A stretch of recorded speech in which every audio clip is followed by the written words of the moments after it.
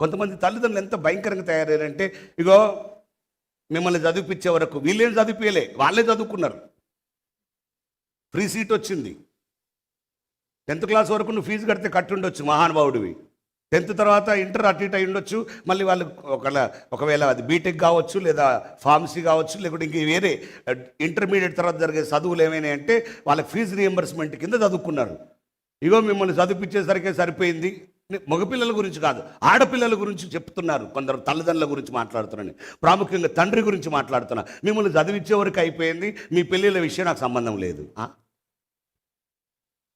ఈ మధ్యలో ఇద్దరు తల్లిదండ్రులు అట్లా మాట్లాడడం విని నేను చాలా ఆశ్చర్యపోయాను. నేను ఇంత బాధ్యత రాహిత్యమా? నువ్వేం తండ్రివి అట్లా మాట్లాడతావా? మాకు బాధ్యత లేదు అనొచ్చు అలాగా? కాకుంటే ఏం చేద్దాం చెప్పండి?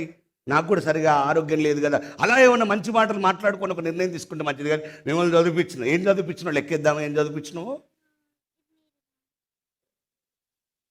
చాలామంది తల్లిదండ్రులు అలాగున్నారు. అలా ఉండొద్దు అనేది నా బాధ.